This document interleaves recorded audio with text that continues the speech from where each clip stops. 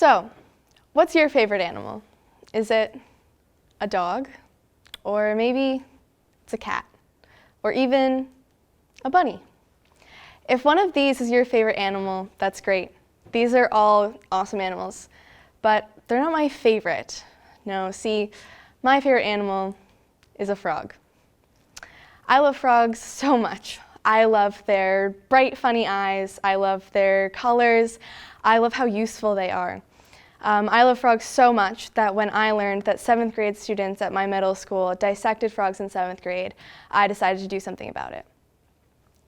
I became an activist and pushed for change, and in 2016, an animal rights group called Animal Learn gave me the Humane Student of the Year award and a $1,000 grant to help with my efforts. It wasn't always easy to stand up for my beliefs, but I kept at it, and soon I was able to bring virtual dissection software to my schools so that kids like me who cared about animals and the environment could get the educational experience that comes with dissection, as well as not having to hurt anyone to get that knowledge. So, what makes virtual dissection better than physical dissection? There's so many reasons, but today we're going to talk about 3. Number 1, it's better for you and the environment. Number 2, kids just learn more. And number 3, it can save your school a lot of money. To start off by talking about how it helps you and the environment, I'm going to ask you to imagine yourself as a wild frog. You live in a pond with many of your other frog friends, and you keep the insect population in your area in check. Because of this, your ecosystem is balanced and insect disease rates are low. Life is good. Now imagine one day someone comes and takes you and many of your fellow frog friends away. You're taken to a facility and killed, pumped with chemicals, and then packaged to be shipped to schools. Once in schools, kids cut you open using sharp instruments, look at your insides, and you're thrown in the trash. The trash is taken to the landfill where you are dumped and left to rot. This process repeats, and year after year after year, more and more frogs are taken from your home pond. Soon there are little to no frogs left, and your ecosystem is ruined. Insect populations skyrocket, and with it, so does the insect disease rates. As you probably have guessed, this isn't a series of hypothetical events I just had you imagine. This is the process that thousands of frogs, not to mention squids, cats, fetal pigs, and more, go through each year just for dissection purposes. PETA estimates approximately 6 million animals are killed each year for dissection. That is staggering. You might not care about the environment, so I'm going to talk about education. A lot of times, kids are afraid to dissect, and so they end up skipping school instead of going in to do the dissection. Or if they don't want to skip school, they're often too grossed out to remember what they're seeing or retain any of their knowledge. In some cases, some of my friends passed out while doing the dissection, which meant they were carried away in a wheelchair and taken to the nurse's office for, in some cases, the rest of the day. Regardless, this defeats the purpose of dissection. Dissection is supposed to be all about learning, and if the students can't remember what they've learned or they're not physically in the class, they're not learning anything. So at the very least, the students are learning more simply because they've shown up and done the dissection. Additionally, virtual can be more in-depth. It will walk you through each of the animal's organ systems and organs and teach you the functions. In some cases, it will give you the name of an organ and you have to find it in the frog. And just like real dissection, it's not always easy to find what they're asking you to look for.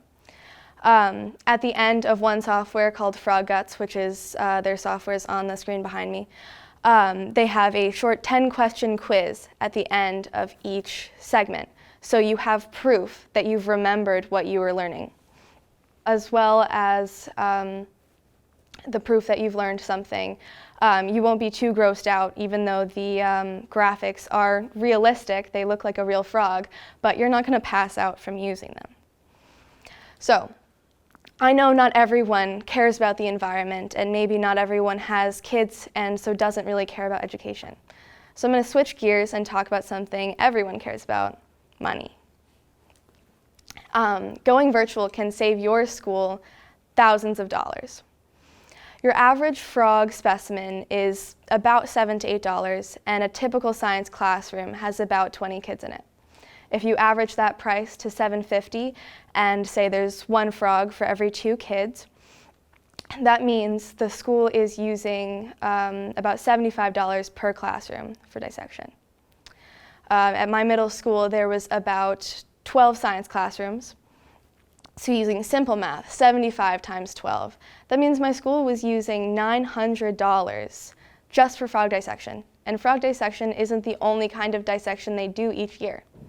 Comparatively, the software that you now see on the screen, Digital Frog 2.0, you can buy a lifetime subscription for about the same price. For a little less than $900, you can buy this software and use it as many times as you want for as long as you want. So in 20 years, if you go with this virtual software, you still will have only spent $900 for frog dissection. On the other hand, if the school stuck with virtual, they would have spent $18,000. That is staggering. So what can you do? To start, know your options. There are 18 states that this map shows in blue or green that currently have dissection alternative policies or laws in place. By educating yourself about what your state says, you can prepare yourself and get what you need and what you want. If you haven't thought about virtual dissection before, don't write it off right away. Keep an open mind. By learning about it and learning what your state says, you can have an option. If you, like I said, if you live in one of the states that's blue or green, you have the state-mandated right to an option. If you don't, if you live in one of the white states, don't worry. Talk to your science teacher about what you want to do, and they might give you an option. Don't be afraid to advocate for yourself. And remember, regardless if dissection is in your curriculum, you will have to do dissection in one form or another. Going virtual isn't about slacking off or not wanting to do work. The lessons we learn from it are important. But the studies show, the facts show, that going virtual is better for you, it's better for the environment, and it can help your school a lot. And if nothing else, it can teach you a lot about standing up for yourself.